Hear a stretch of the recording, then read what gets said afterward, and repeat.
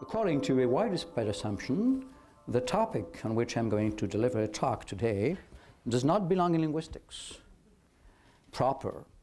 As a matter of fact, giving this talk here in the MIT environment is not quite irrelevant. Why? Because this is the place from which 45 years ago a new trend in linguistics originated. The MIT, as you may know. Among the tenets of this new paradigm was the idea that language is a phenomenon whose study is part of the cognitive sciences and ultimately of biology. I am not among those who work within this theoretical framework, which appeared in linguistics in the middle of the 20th century. Therefore, I do not think that languages can fruitfully be studied only in cognitive, short of being studied also let alone in biological terms, short of being studied also in sociological terms. To me, language is also, to a great extent, a social phenomenon. We also need social linguistics. Thus, I am going to treat here language death as a sociolinguistic phenomenon. This talk takes most of its ideas from this book. Where did I put it? Halte à la mort des langues, whose English translation will appear, as far as I am informed, contrary to what she announced, for she was not supposed to know it, will appear in Stanford University Press within, hopefully, 1 year, or probably, I'm afraid, more. Under the title, I don't know the what title, I suggested halting language death, but this was frowned upon as quite un-English. Well, so anyway, it will appear in an English version within more or less than 1 year, so that right now I am drawing the main of my inspirations and ideas from the French version, which I wrote 2 years ago.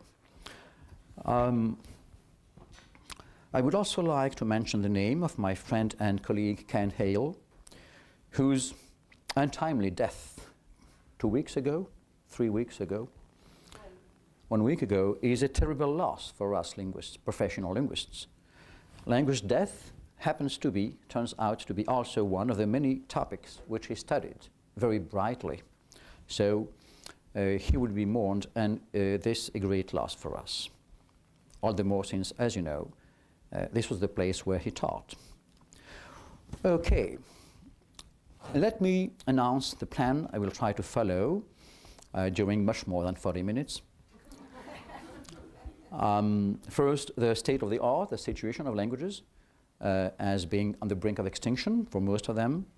Then the causes of this phenomenon, then the results of these causes, then the attempts at a certain revival, attempts to revive some languages according to processes in which I will try to give you some indications, and then some exceptions which can be studied in the framework of a so-called resurrection, which has been announced in the title.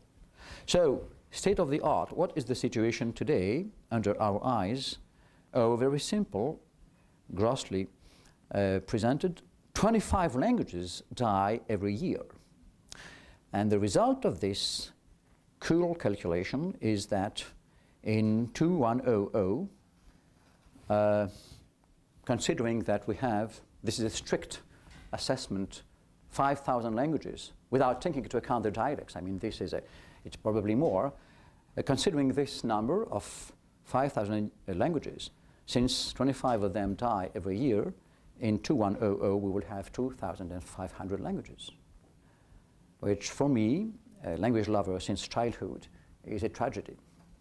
Of course, some of you probably, and some of my colleagues even, although they are professional linguists like me, and many people in the mass don't care. This does not prevent them from sleeping very quietly. It does, as far as I am concerned, and I will explain why. We could consider the situation normal, but I do not. You probably know that in the 19th century there used to be what we can call a vitalist tradition, V-I-T-A-L-I-S-T, which consisted of studying languages in biological terms. And since the notion of death, just like the notion of life, are biological notions applied to living species. They were born, they live, and then they disappear. Not completely, but they disappear as entities, which are succeeded by new entities, which they produced or generated. So this formulation, language death, language life, the life of language, the title of many books in linguistics in this century and also in the 19th century, can be frowned upon as metaphoric, but they are not quite unscientific. They correspond to a certain part of the truth. So, speaking of language death, though metaphoric to a large extent, is not quite to be ruled out. And what does it mean? What is the lifespan of a language, of a human language? It begins when it appears, then it lives for some time, according to the circumstances and the environment in which it appears, and then it generally disappears. However, these properties, which allow us to study languages in more or less metaphorical biological terms, are not all of them particular features of languages. There is one which has never been mentioned as far as living species are concerned, and which must be mentioned as far as language are concerned, and this is the possibility not to die completely. Languages can be resurrected, and this is what I will try, if she leaves me time for that, to refer to at the end of this talk. Well, okay. When languages appear, their lifespan, the way they develop, has many features which, as I said, are common with other species, since I accept this metaphorical formulation, this wording, like other species, living species of zoology, of biology, of botanics, and of various sub-branches, entomology and so on, theory of insects, of other living species. And to that extent, languages can be characterized as species which live and which change. When do we think languages should not be confused with language as a faculty? Language as a faculty, as you may know, is a defining property of our species. Human species is characterized, if not defined, practically exclusively by possessing in its genetic code what Chomsky himself here refers to, using the French terms, as faculté de langage, language faculty. This faculté de langage, which was used by the French philosopher Descartes, whom Chomsky knows well, and to whom he devoted one whole book, is what defines us. This means that in minus 2,000,000 of 100 years, which is reputed to be the probable date when our species appears in a particular niche in East Africa, as you may know. Since this time, minus before the Christian era, we have language. It defines us because it appears in our genetic code. But languages, English, which has the same word, does not permit us to distinguish, as French does, which it says les langues et le langage.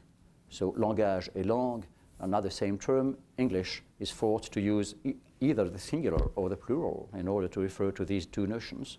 And language as a defining property of human species is something which does not necessarily result in languages at once. So, although this is quite hypothetical, I think, languages in the plural appeared much later than the species itself. But as soon as the species appears, the only thing which characterizes it as distinct from we are a species, we are an animal species, of course, but the only thing which distinguishes us from other animal species is the inscription of language in our genetic code. And the last apes, which are still apes, and the first hominids, which are already humans, are distinguished not by the capacity of their skull, not by measures of their morphological being, but exclusively by the possession or not possession of the fact that they possess or do not possess this faculty, language, in their code. Well, later, much later, I mean close to our period, probably end of the Neolithic era, minus 10, 12,000 before Christ. We probably had, this is a hypothesis, but it is probably propped by many arguments which I cannot mention here for lack of time. It was the period in which many languages appeared. And the reason is not far to seek. Why did so many languages appear at the beginning of the Neolithic? Just because this is the period when human societies become societies. In fact, by becoming sedentaries. They were nomadizing so far, and approximately at that period they begin to build cities. And building cities means to become peasants, to have an activity which is agriculture, and also to cease, to stop to a large extent without completely stopping, being what we call hunter-gatherer. Hunter-gatherer is a characteristic still represented in Australia in some parts of New Guinea and other parts of the world, which characterizes very old societies, the first ones. I do not. I'm reluctant, I am loath to call them primitive. Of course, as so many people do, because this would be a value judgment against which I am completely, but I would just say that the societies which used to be, and which for some of them still existing, are yet still hunter-gatherers, are of course nomadizing societies, because they just live from what they hunt and what they gather. Or gathering and hunter-gatherer implies fishing, although when you hunt you don't fish, but fishing is just put together with hunting as a means of subsistence. And these societies were the most ancient we know as soon as they become sedentary and stop to some extent, and for some of them completely, being nomads, stop nomadizing, then they build cities. We can't say without contradiction, without provocation, that building cities is the same as becoming peasants, because when you build cities, you build them in the land. So the French humorist Alphonse Allais said, "On devrait construire les villes à la campagne." But of course, this was a provocation, but in fact, where can we build cities if not in the land? I mean, within the landscape, and then when we build cities, the ones which are cited by the Bible, like Jericho, reputed to be, probably wrongly, one of the most ancient ones, it goes back to a much remote antiquity, but not the most remote one. I mean, probably 9,000 years before the beginning of the Christian era. Anyway, whatever the first known city, Jericho or any other one, building these cities implies necessarily that these societies were becoming agricultures. And therefore, they ceased nomadizing, and due to the complications of the relationships, they multiplied the number of their languages. So we are quite sure, pretty sure, that the number of languages grew considerably when human societies became sedentary societies. This meaning that, implying that relationships are more and more complex when societies, once they are established, settled in a place, have new kinds of relationships which force them to build new kinds of conception of the world and to study it and to express it with a much more refined communication means, which is language. Well, this concerns the Neolithic, but then after this birth and development, at a period which is very close to ours, Renaissance or beginning of the 16th century, there is a sharp decrease in the number of languages, and this is essentially due to the discovery of new words, which is a warlike, a hawkish discovery. People do not discover a new world just by observing its characteristics. They murder the people, and this is one of the first causes of language death.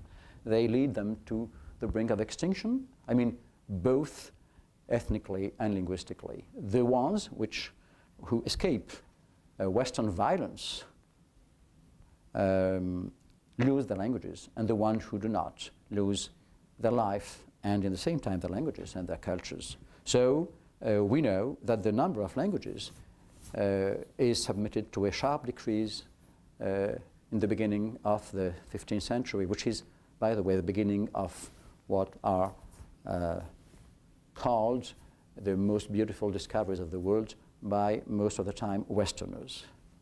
Well, this implies that in America, 3 parts of America, in Australia later, in New Zealand, in Russia also, languages, after having thrived, after having been extremely numerous, become decreasing at a very rapid speed. And in Africa, Nigeria, Tanzania, Kenya, we also see many, many languages disappearing for causes which I'm going to study now.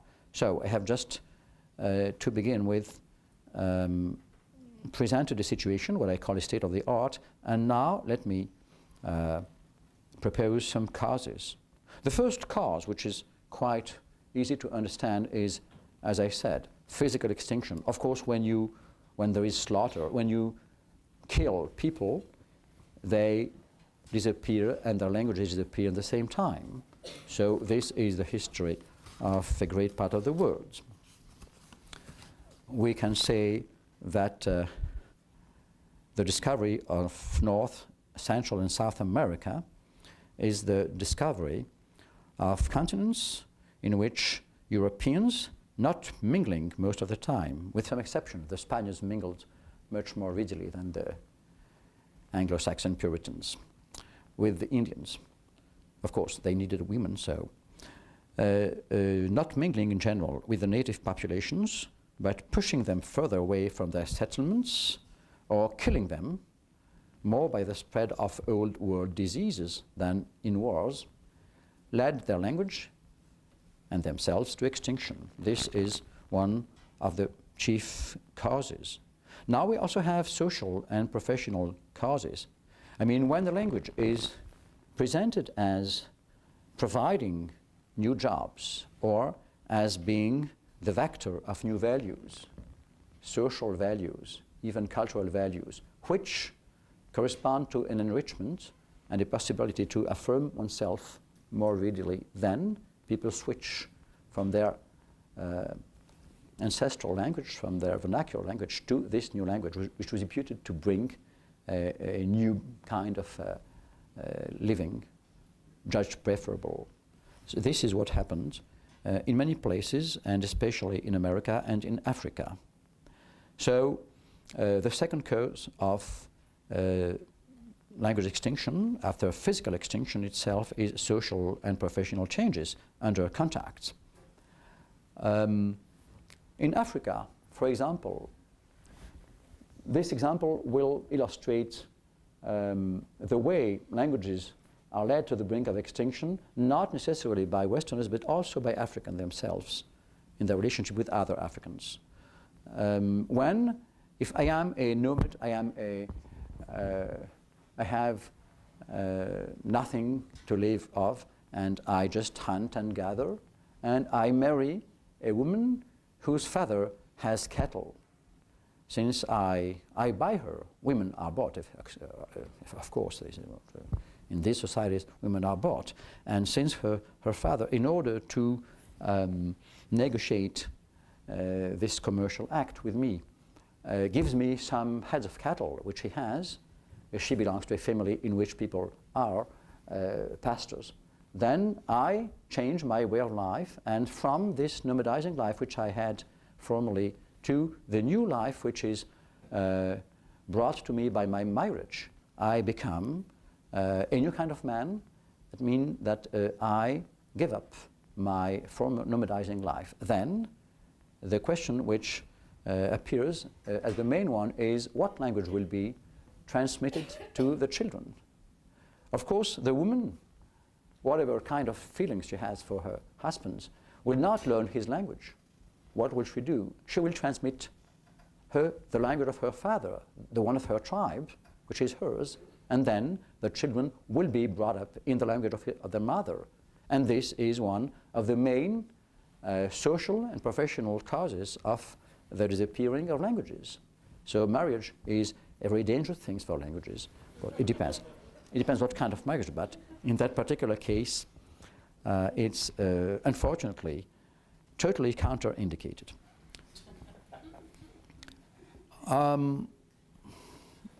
Another cause is the models provided by urban life.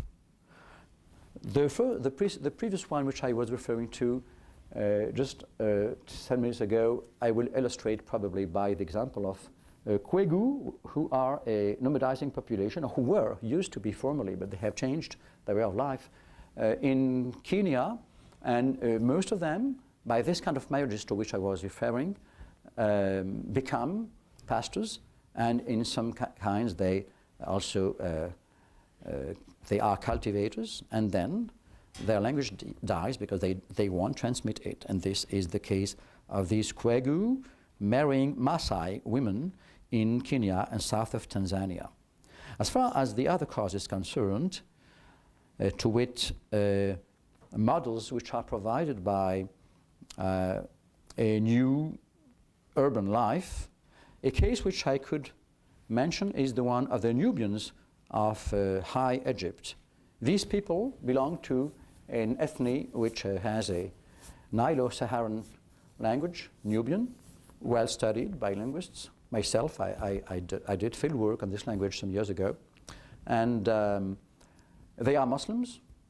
And since they are Muslims, they are very regularly submitted to the religious emissions of broadcastings of Cairo in Arabic.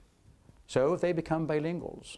They speak their Nubian vernacular language, and they also speak Arabic, which is the vector of Islam, and which they catch when they listen or watch the broadcasting and television programs in Arabic. So this they do in urban centers, because in their countries it's difficult to catch these media. But when they go to Cairo or to other important cities of Egypt and Sudan, then they progressively abandon, give up their own language, and this is the way by which life in urban centers is threatening, is a very big threat for the maintaining of languages. So this is the way most of them die. Another one, which I would like to refer to, although it does not belong as the previous ones to those which can be studied scientifically, I mean using scientific concepts such as professional life, change of lifestyle, marriage, and so on, is a reason which I am to some extent hesitant to mention, but I don't see any other reason for the extinction of many languages in the modern world that what I would refer to as snobbishry. In many cases, the adoption of English, precisely, by populations which do not need it, neither in their social life, nor in their professional life, nor for commercial or economic reasons, is not explainable short of referring to reasons of snobbishry. This is the case in many European countries in which English is promoted not by the pressure of British or American authorities, not by people who are themselves bearers, I would say, or speakers of English, but by the very populations of European countries, Western countries in Europe, who consider, which is by no means my case, of course, that speaking English is something which is prestigious. I cannot share this ridiculous attitude, of course, but it is the one we see in many, many Western milieux, and especially in the bourgeoisie, in France, Germany, Spain, Italy, and so on. And the reason why I mention at the end of this sub-chapter on causes of language extinction, the reason why I mention it at the end is that snobbishry, as I said, cannot be proposed as a scientific cause, but it is. At any rate, it is the only one I see when I can't mention other causes to explain switching from one language to another one which one does not really need.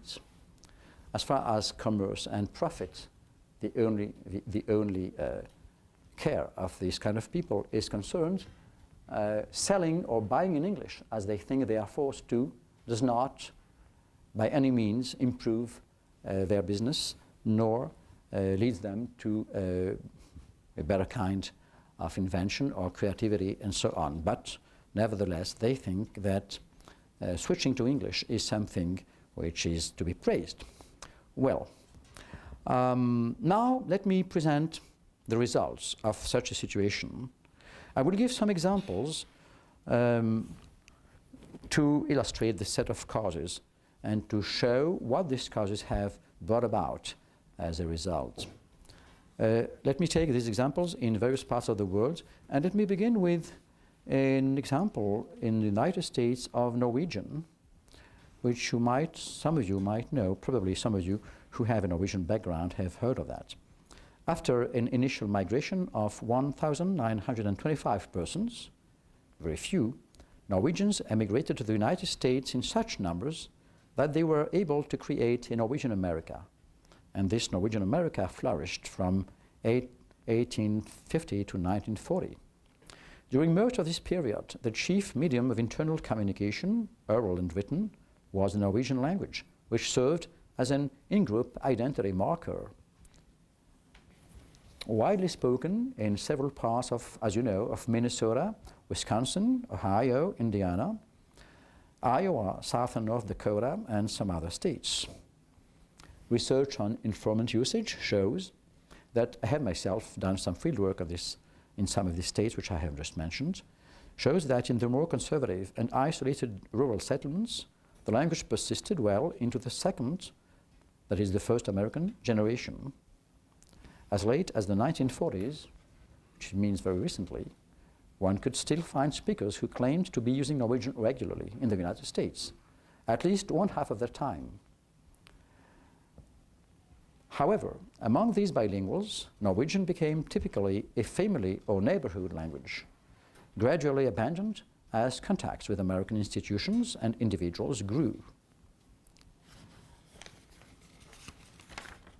Several informants reported that they had first learned English at school after speaking only Norwegian in their home.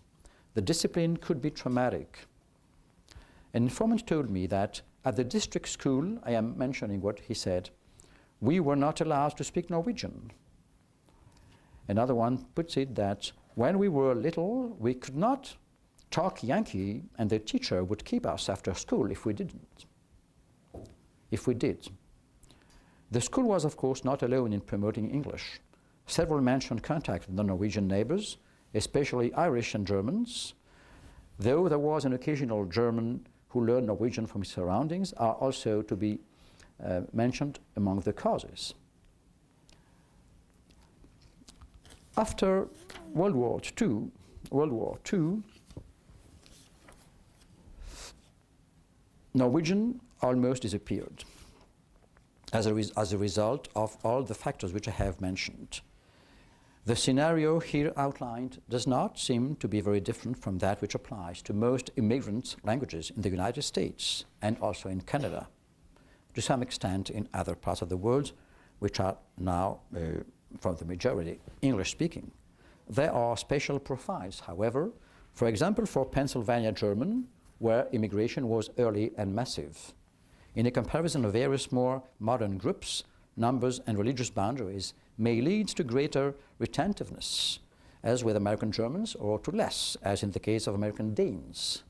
English is not only the Proto-American language of choice promoted by official and private usage, it is also the lingua franca of all the earlier immigrants who are sooner or later driven to communicate with each other. And this is the fate of Norwegian in this country. Let me mention another example which has to do with Castilianized or Hispanized South and Central America. In these countries, as you know, we had a very great number of local languages, especially in Mexico, Nahuatl in the north, and the Mayan languages in the south, as well as some other ones, Chinantec and so on, which can still be studied by people doing field work like myself, but which are more or less, or a great number of them, on the brink of extinction today, unfortunately. These languages, these people lost their languages and their cultures to the Spanish culture, to the Spanish language. And this was to a large extent due to evangelization, to Christianization, and also to the fact that just the same colonial habit of which we see so many examples all over the world, people, when they arrived in these countries, took the best lands, took the best places to cultivate, and pushed away farther and farther the original inhabitants, who of course either died because they had nothing to eat, or because they did not develop elements to defend themselves against the diseases brought by Europeans. So what happens to their body happened to their languages. Another case is the formation of new languages, which is not the same thing as the one I am referring to now. I mean, either language is imposed upon, foisted on people who are deprived by the same token of their own language. And in that case, it is a substitution. Or another way, another process by which we can say that we have language death. A language splits into other languages, and by splitting it becomes other languages which do not necessarily replace it, but are its outgrowth or its products. This is exactly what I'm describing in my own very poor terms, what has happened to French, Italian, Spanish, Romanian, and Portuguese, the so-called Neo-Latin or Roman languages, which are, as you know, the results of the splitting of Latin. Latin split into these five, in fact much more, but these five main so-called Latin languages. In that case, will we say that Latin is dead?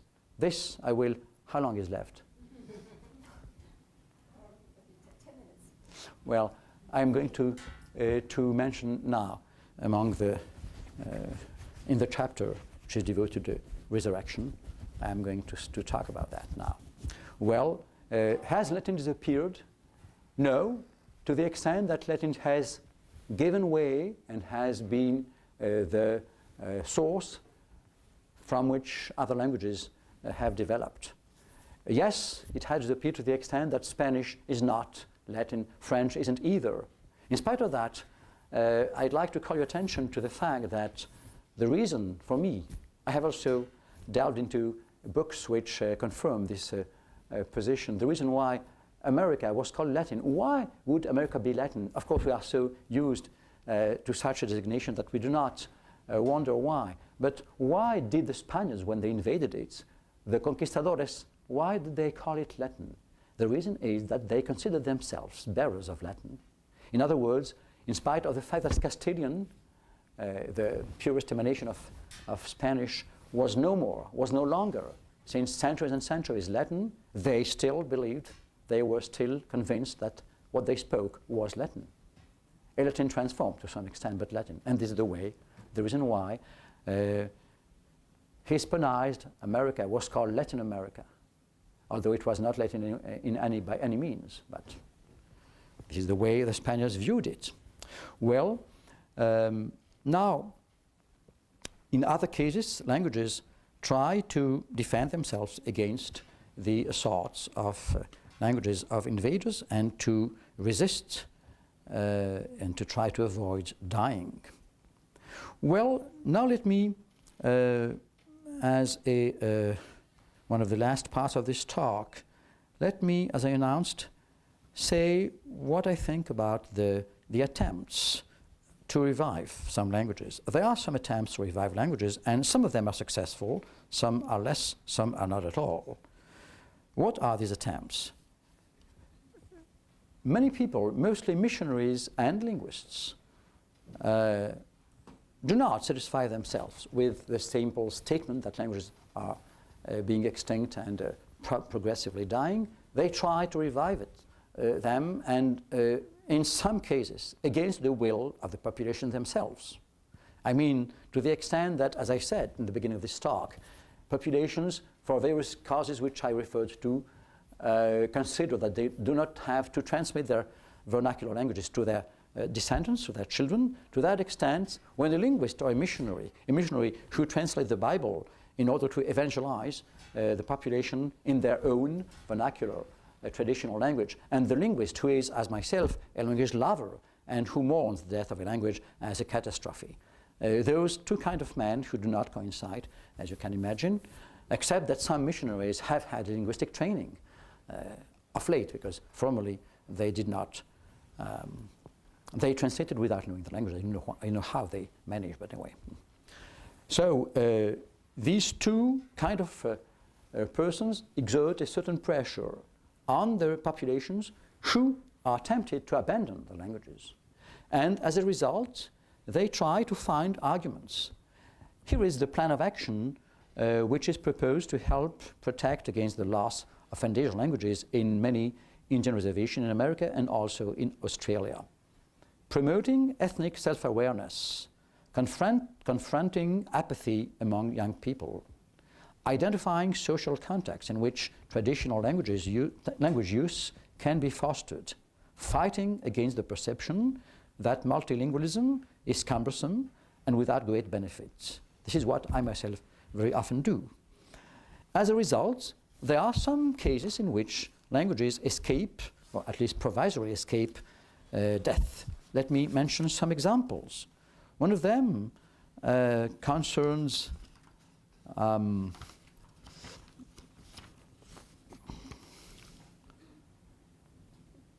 Indian reserves of the United States. At the beginning of the 16th century, in the lands that are now the United States, I mean the 48 contiguous states plus Alaska and Hawaii, there must have been many hundreds of distinct languages. Did you know that? You imagine that? This is not what your teachers tell you. Well, fewer than 200 still remain, and the future of these is decidedly insecure, even where the remoteness of the location, in the case of the Inuit Eskimos of northern Alaska, or the large size of the speech community, in the case of whom? Navajos of Arizona, should normally or seem to protect the community from language loss. So people launch programs of revival in order to help these languages not die and to make populations aware of the danger which threatens these languages and threatens them to extinction. And this has the result that some of these languages have been revived, although to some extent artificially, but not without success. I can mention the case of Mohawk. You have heard of Mohawk, which is still spoken as well as other Iroquoian family, because it belongs to the Iroquoian family, which was formerly spoken around the Great Lakes in the Chicago and Detroit region. Thanks to the Mohawk language immersion program, the children learn many of the positive facets of Mohawk culture beyond the sound and phrases of the Mohawk language. Emphasis is also placed on traditional spirituality and respect for teachers and elders, which makes part of their culture. The children can identify with Mohawk role models. Along with completing all that is required academically, the children have a feeling of pride of knowing their own language, the feeling of security of knowing their heritage and culture, and the confidence of a strong identity. It has taken 25 years to arrive at where people are now. It has been a struggle, but tremendously satisfying. And my informants say we still have to contend with getting the community more involved, so we are far from being able to sit back on our laurels. So this is a kind of fighting, almost a warlike campaign against death. Now, some of them have succeeded in making the political authorities conscious. Before I mention this fact, let me also mention another case of successful fighting against language death. This applies to Peach Spring in Arizona. We may have heard of that. This is the place where the Wallapai language used to be spoken, and at the beginning of the 20th century it was very, very severely threatened. So people reacted, and now almost all of the teaching staff of the Peach Springs program have attended the American Indian Language Development Institute, which was co-founded by the program's director. And as a result of access to highly trained consultants and researchers, the Peach Springs bilingual bicultural program has produced a great many highly accurate, culturally relevant and attractive books and materials in the Wallapai language, one of the most threatened among these languages, which belong to the UK family. The program's publications include books on Wallapai ethnobotany, cattle ranching, hunting, traditional foods, and traditional Wallapai history and stories. The children in the school have also been involved in creative writing programs, creating contemporary short stories, life experience writing, and poetry in their vernacular Wallapai language. Now, people have gone even farther. In 1979, an American Indian Language Development Institute, AILDI, was founded.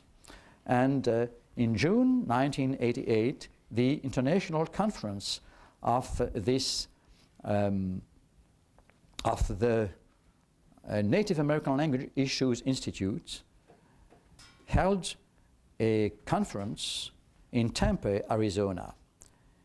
This conference, in the course of the conference, all Indian and non-Indian participants, including Hawaiian representatives, worked together to formulate resolutions concerning Native American languages and cultures. In September, a copy of these resolutions was sent to the Select Committee of Indian Affairs. And later, in 1990, October, a bill was passed by the Senate and the House, and it was signed by President Bush, the other President Bush. The legislation is known as Public Law 101, or Native American Language Act. What does it contain? Let me just mention some articles. It says, it is the policy of the United States to first preserve, protect, and promote the rights and freedom of Native Americans to use, practice, and develop Native American languages. Second, encourage and support the use of Native American languages as a medium of instruction in order to encourage and support Native American language survival, educational opportunity, increase student success, performance, and so on. The bill, unfortunately, at the end, in a last and little visible chapter, also states that nothing in this title shall be construed as precluding the use of federal funds to teach English to Native Americans. This is enough for me not to have to comment upon, what this implies.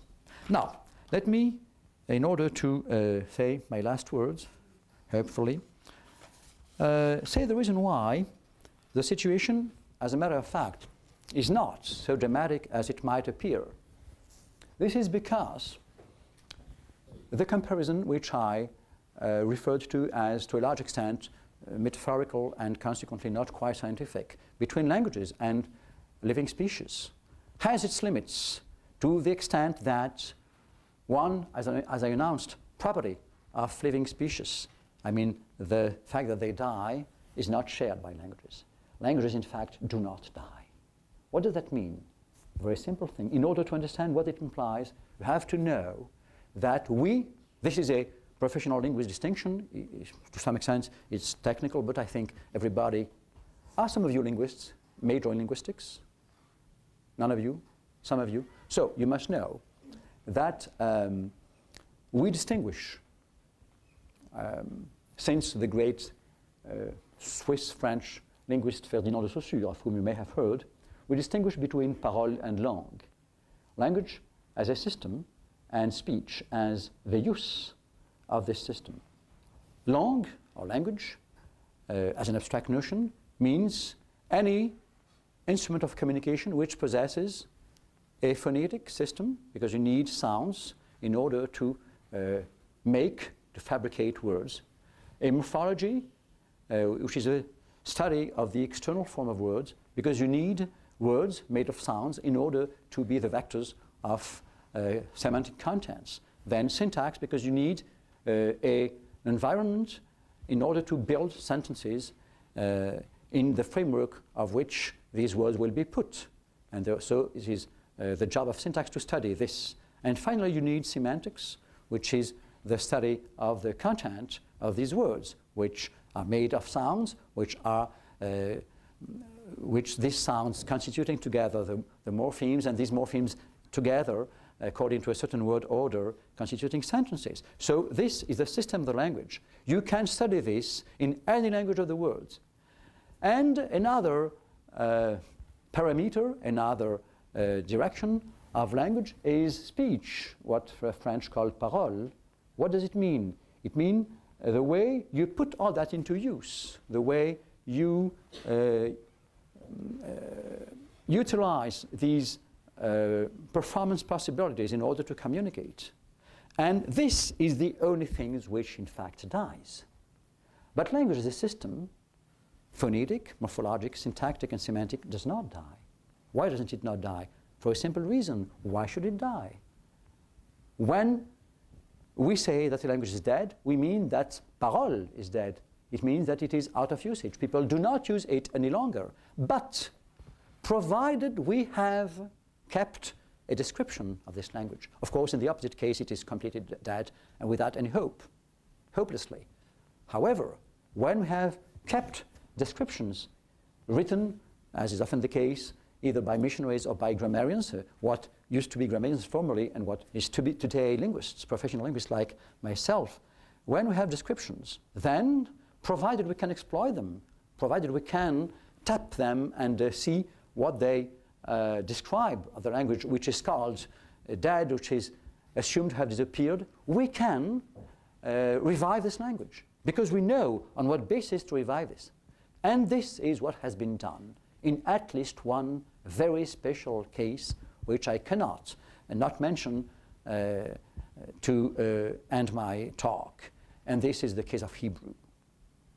I cannot avoid mentioning it because it is, although reconstituted, revived in very special and probably difficult to reproduce in very special circumstances, it has been revived, as a matter of fact, and this, of course, cannot not be cited as a model. What does this consist of? You probably know that when Yehoshua of Nazareth, the Jewish way of calling him, he was Jehoshua, and Nazareth was the city in which he lived. He was born in Bethlehem, but Bethlehem, which means the house of bread.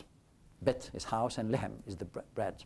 He was born in the house of bread, but he spent most of his life in Nazareth, and the Jewish way of calling him, of course, we do not recognize Jesus Christ. Christ means being anointed. This is quite Catholic. It does not belong to our culture. So I call it the Jewish way, Jesus of Nazareth, which was his name for his contemporaries.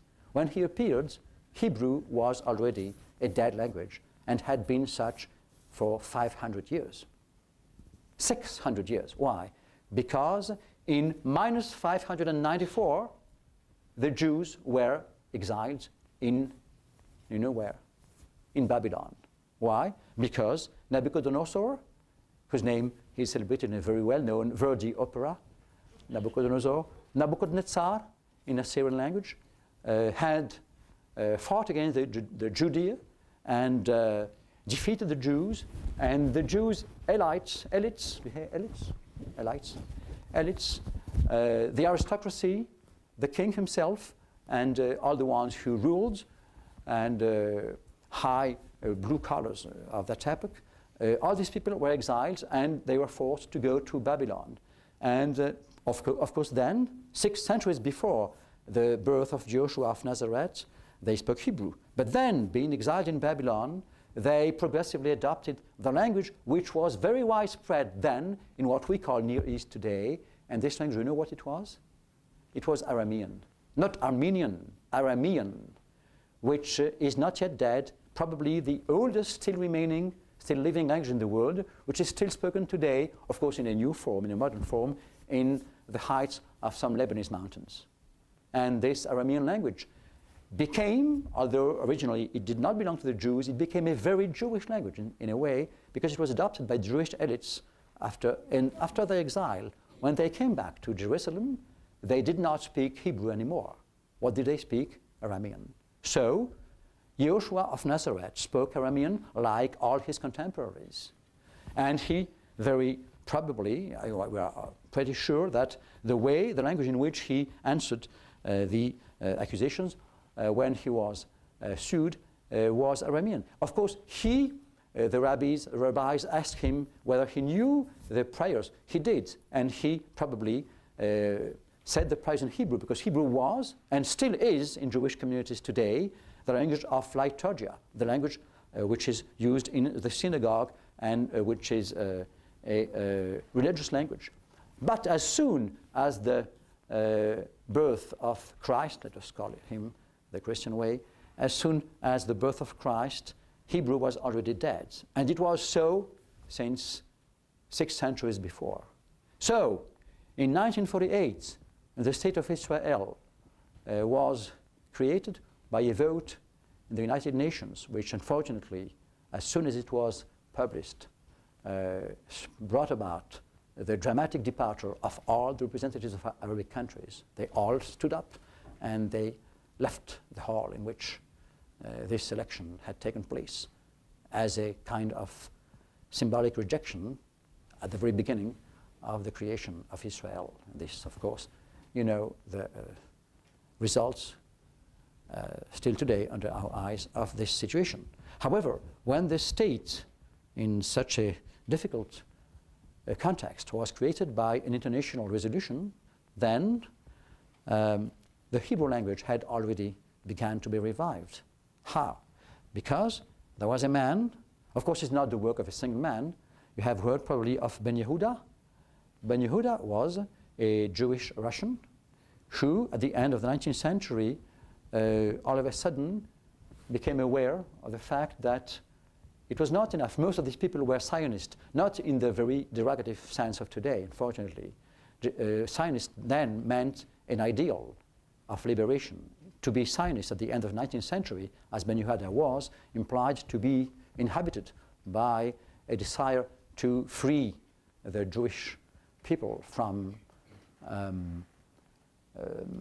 slavery and from anti-Semitism and all its negative aspect of its history. So they were Zionists in this meaning, to which, in order to free themselves from their binds. And then he, all of a sudden, became aware that in order to be able to go in Palestine, the Jews had to speak a language which should be common to all of them. And then many Jews, this was very long before the creation of Israel. It was in the beginning of the 20th century, end of the 19th and beginning of the 20th. Many Jews made what we call in Hebrew aliyah.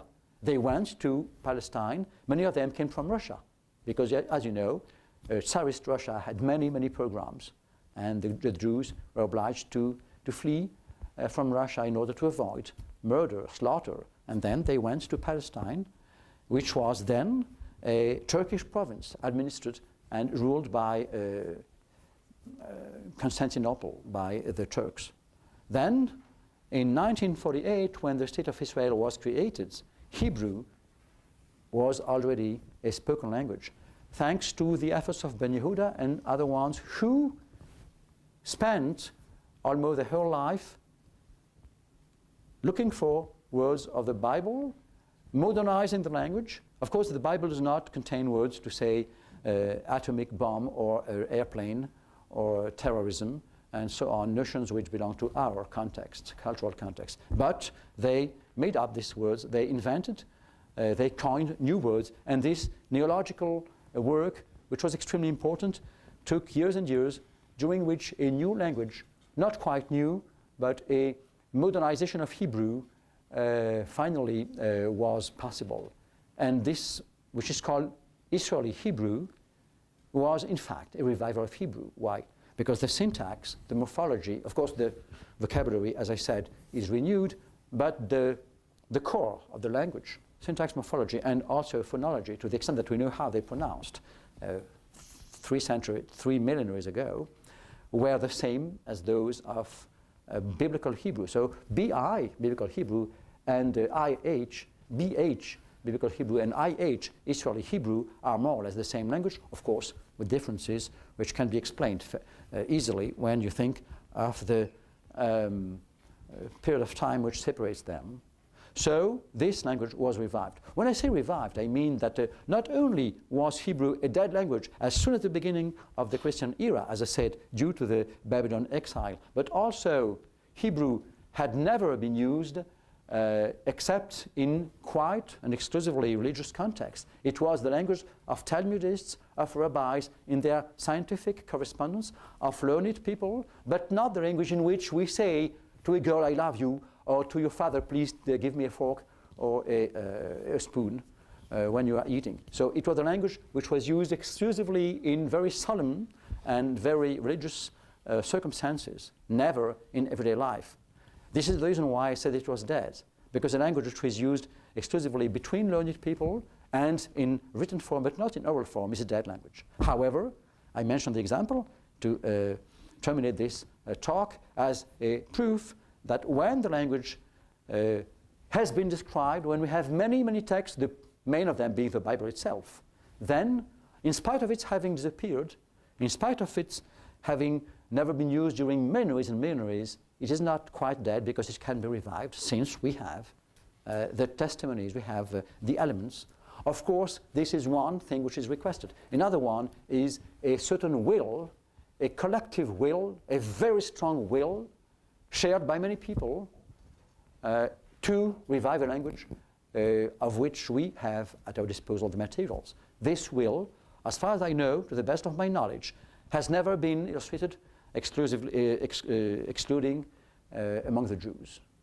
But I think this is a model to be exploited, to be utilized as a things to be imitated by other communities. The inhabitants of Cornwall in England, in the south of England, have tried along this model to revive Cornish. Cornish was dead at the end of the 17th century, and the how do you say Cornwalls? Cornish, who of course speak English and have done so for centuries and centuries, said, we are not Jews. In fact, they are not, it's true. But why wouldn't we try to do the same thing as the Jews did? And so they have succeeded against all expectations. They're very, very queer. In odd success, they have succeeded at dazzling speeds to reviving their language along the model of Hebrew. We have some other cases which are creoles, such as the one used in the east of Timor, and also the one Nagamese used in Nagaland, which is a Himalayan state at the extreme northeast of India. We have some other examples, but the only one we can mention, and which is a sure one, is Hebrew, revived Hebrew. And this illustrates once more, as I said, the fact that when parole, I mean the use in everyday speech, is the only parameter which has disappeared, but language itself has not, because it is described, then, if I dare say so, it suffices to have a collective will to revive the language. Of course, this collective will does not always exist, and the destiny, the fate of the Jewish people is not a fate which is very common, as you may know. So this is the last thing I wanted to mention in order to show No, my last thing is that other than Hebrew, we can mention facts which relieve us from this despair, from the dispiritingly from this situation in which we see so many languages dying. We have also some languages which appear from nothing, from scratch, and these languages are creoles. This is well known. I am myself a creolist. Creolistics, I would like to recall, creolistics is one of the most vivid and most active disciplines within linguistics. I am a creolist myself. Why? Because we see in West Indies, in New Hebrides, in other parts of the world, we know languages are extremely young. We can assign them 2 or 3 centuries, and we know when they were born, when they appeared. And these creoles are languages which have been created of late, 2 or 3 centuries ago, for the oldest of them, by populations which were deprived of languages due to slavery and to a very sad history, which you may know. So the birth of creoles, of course, does not compensate for the death of so many languages, but it is a fact to be mentioned as a sign of hope that when many languages die, some languages also appear, and this process might go on during centuries and centuries, I believe. Thank you very much for your attention.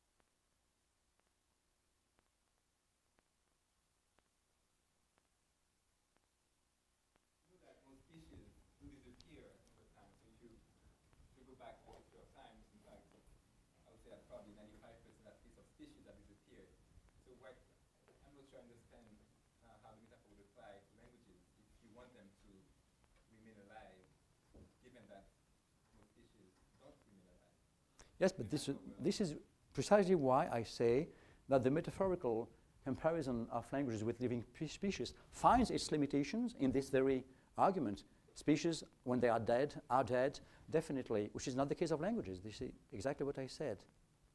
You cannot revive if you are an entomologist, you know that a special species of insects has disappeared from the earth for economical, ecological reasons that you can study, then no one will be able to revive it, which is not the case of languages, provided you have situations like the ones I referred to. Okay. And your other question?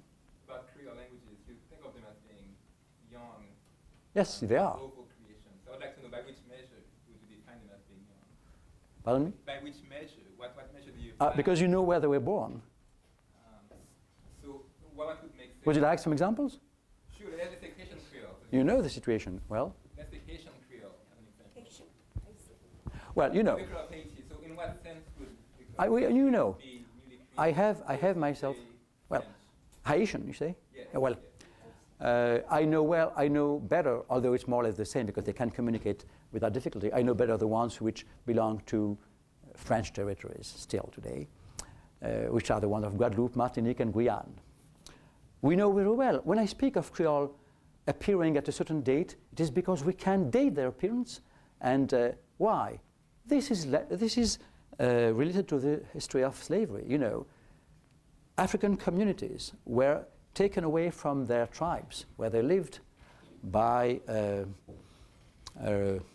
merchants who were Spanish, French, mainly British, but also from other countries, Portuguese. They were bought from local chiefs, and then as soon as they embarked in these boats which led them to the colonies, the tribes were mixed up and their languages were disappearing. Then, it's a well-known story. I apologize for recalling because you know it, it's well-known.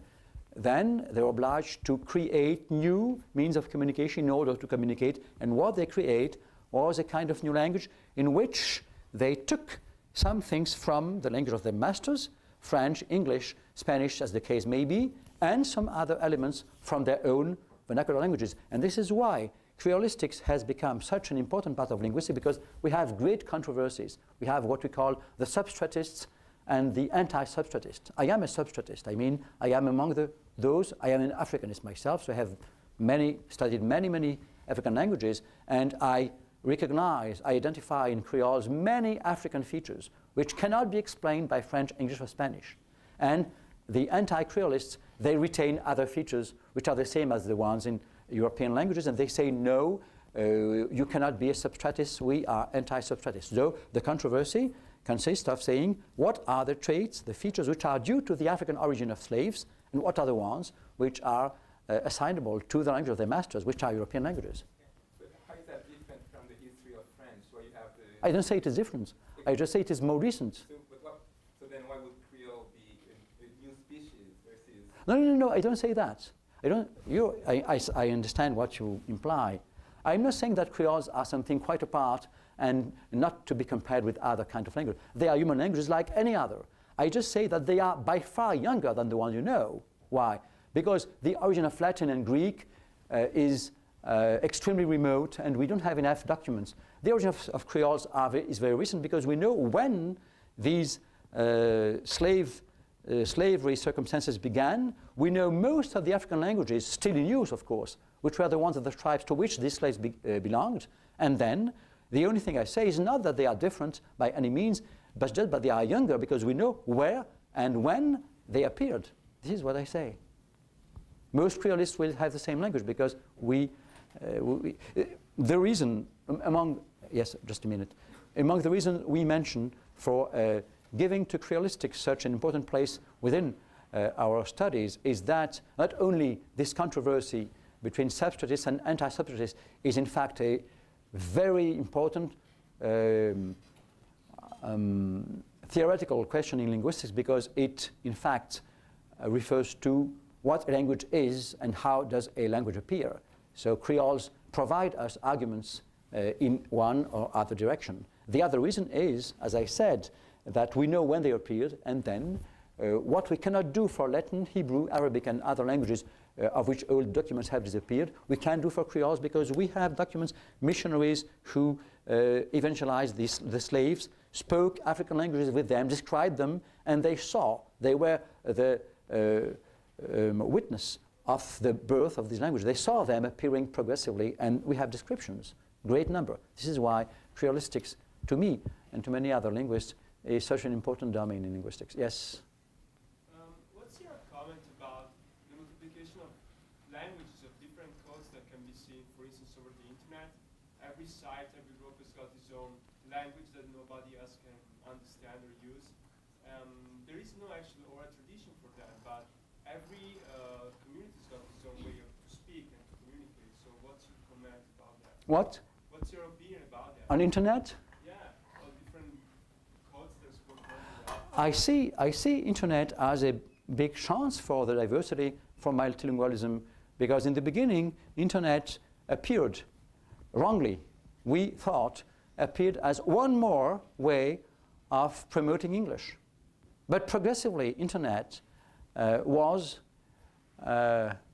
people became aware of the possibility which was provided by internet to promote their own languages. And now what I see myself almost every day is that many sites are occupied by languages which we would not have expected to appear on internet. So internet, for me, right now, is one of the best ways to preserve languages from disappearing. It was not the question. No, yeah, my question was that many new languages are appearing. New? What do you mean by new? Which ones? Like communicating, I don't know, discussion groups and stuff, develop its own code. And due to the speed of the internet, this process is really fast. So to my opinion, you can observe new languages getting born every day on the internet. You mean new human languages or made-up languages? Made up by users. Yes, but excuse me, I am a professional linguist. I would not call these way of communications languages. A language for me is what you know. It has a history, it has a grammar, it is not exclusively in written form on the screen of your internet, of your computer. It's language which is spoken. So the codes, I would call them codes, which appear and which are very numerous, they invade, in a way, internet, do not disturb me. They are not languages. They are codes or means of communication, which of course probably are very useful to and many people use them, but I would not study them within my work as a linguist. Yes? I have a question. At the beginning of the talk, am I correct in understanding when you said that languages in plural are associated with the beginning of settled communities? Associated with what? Of settled communities and the construction of cities. Did I hear that correctly? What I said, yes, you are correct. He's quite correct. What he said is exactly, he caught what I meant. Yes.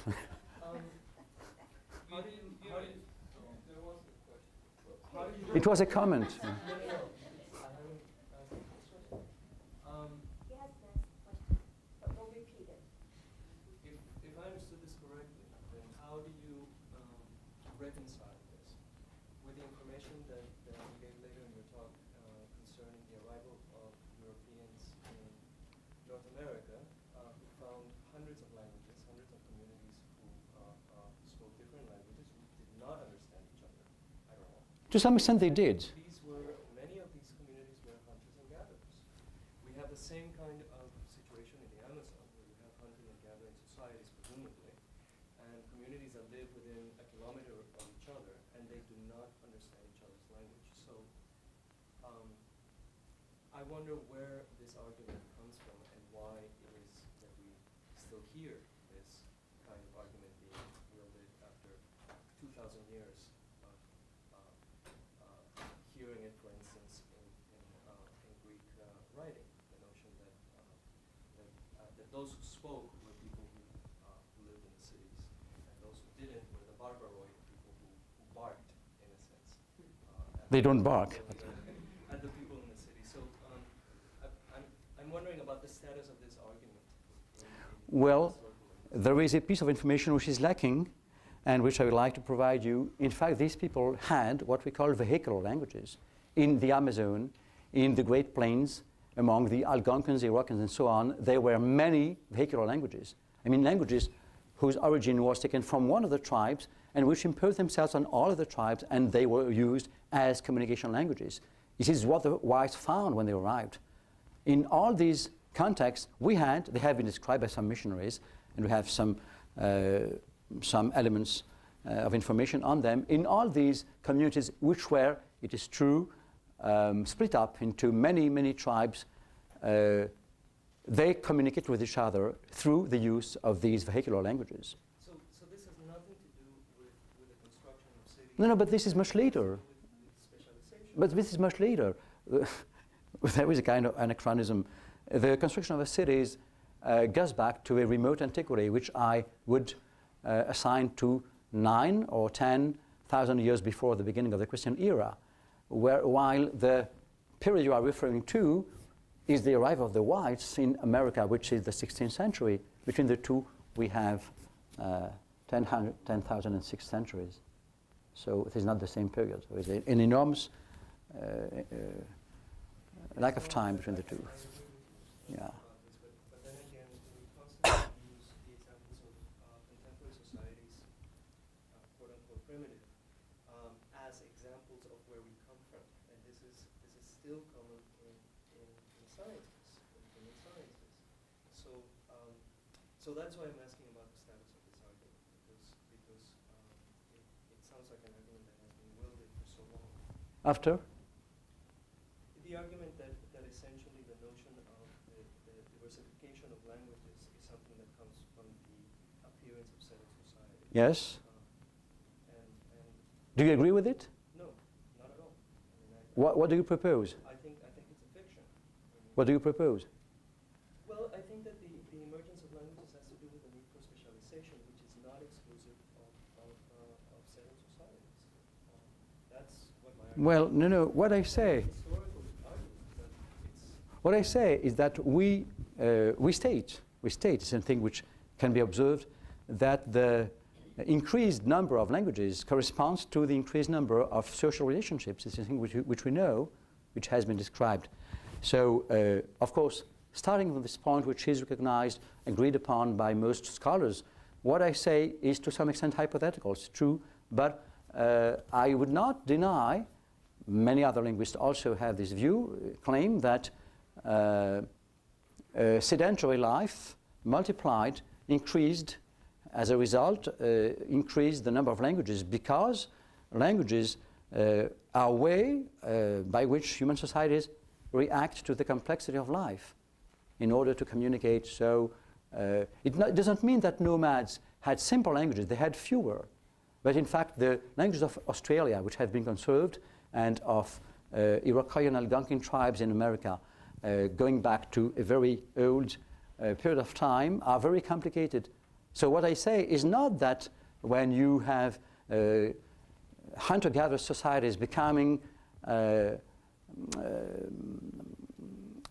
sedentary, they have more complex languages. They have many more languages, I say, which are not necessarily more complex, but they multiply the number because themselves multiply the settlements and the circumstances in which they live. This is what I say.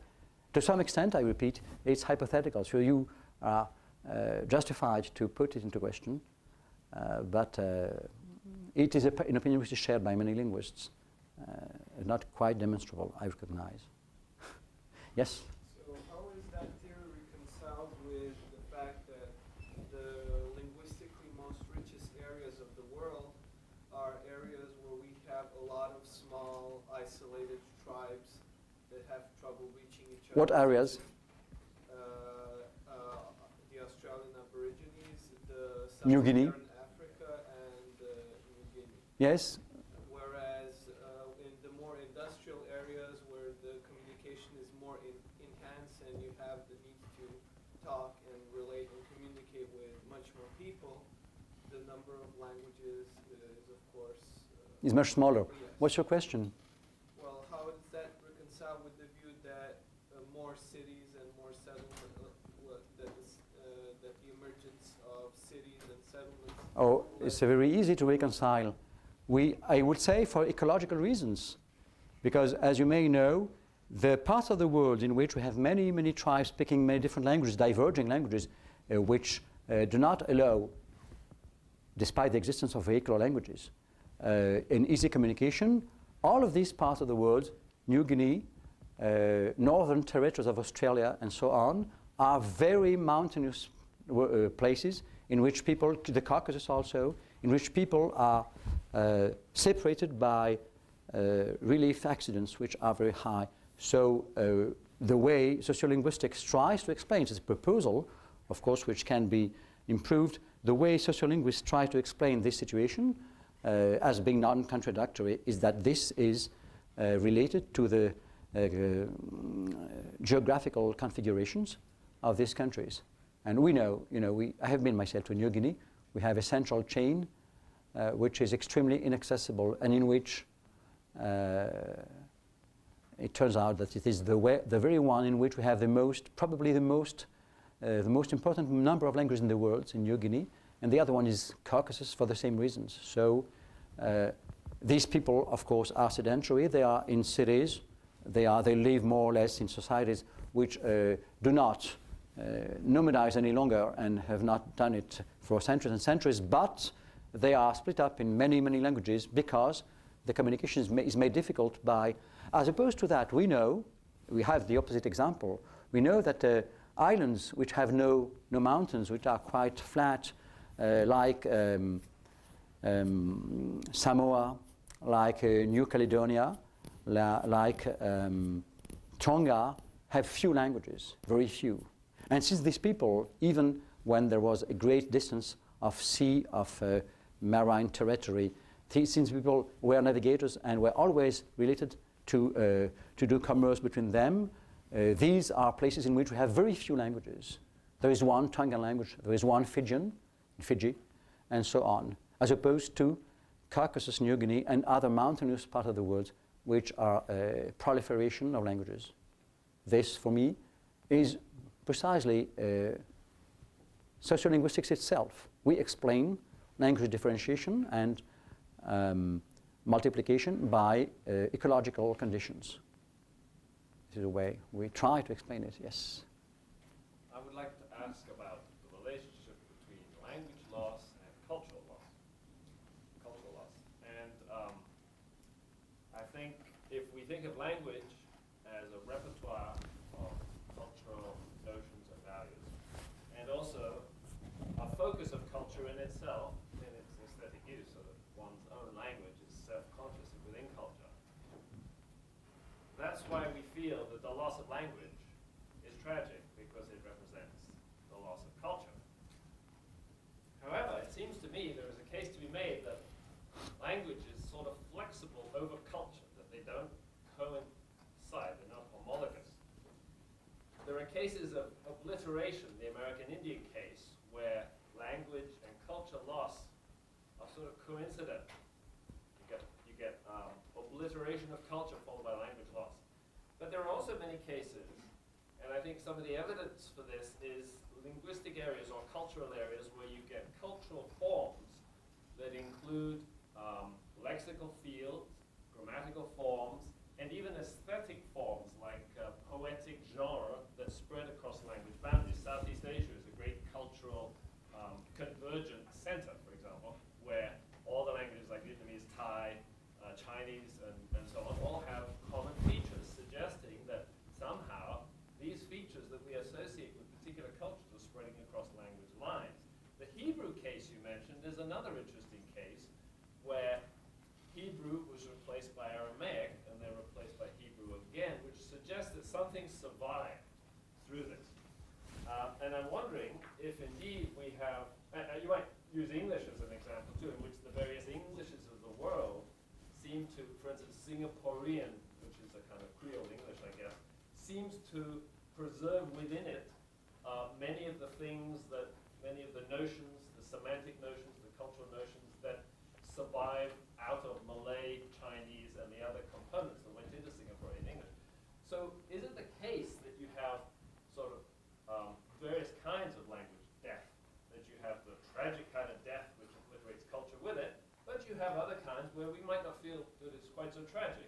In fact, we might not want to call it death, that what we feel is so valuable somehow survives in the new language. Well, there are many things mixed up together in what you say. First of all, I will, by the way, if I may ask, will you be here tomorrow? Tomorrow I will give a talk in which I will mention Englishes, and it will be devoted to this very subject, to what extent English and other languages. I will talk about that in this. I am very interested in this subject.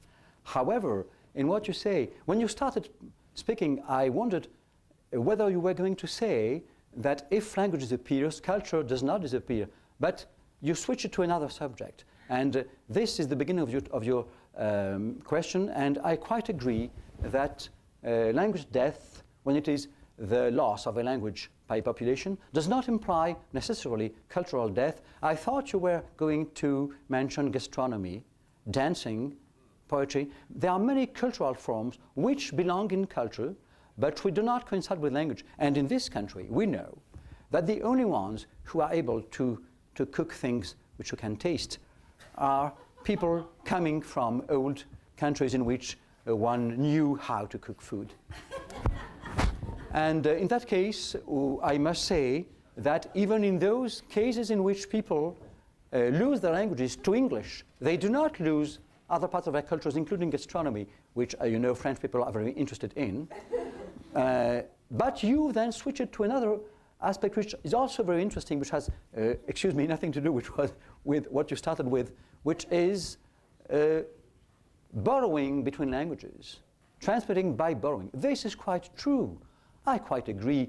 You mentioned Southeast Asian languages. Thai, Khmer, Burmese, Chinese are languages whose bearers, whose speakers were always in relationship during centuries and centuries. And of course, we know Vietnamese is a mixing up of Thai and Chinese. It is a Creoleized Thai with many Chinese borrowing. And myself, I taught Chinese very long, and I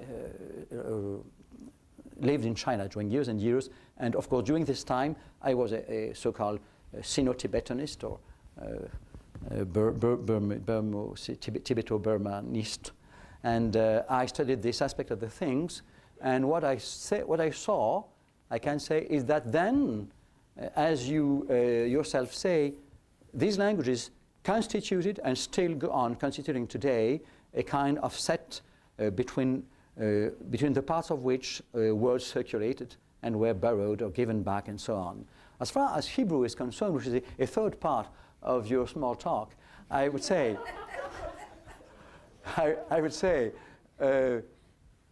speaking Hebrew as the Jews did up to or down to the Babylonian exile, then switching to Aramean, then reviving Hebrew in the first half of the 20th century is a special case of language death and language resurrection. But if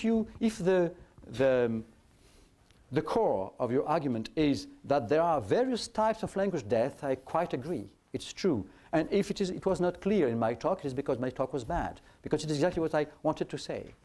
I quite agree that we have various versions of language death. This is quite true. And thank you very much. Another question? I wonder, especially as a European, whether you think that European integration will be good or bad for minority languages in Europe. Some people think European expression? European integration, Mm-hmm. with the EU. In what meaning integration?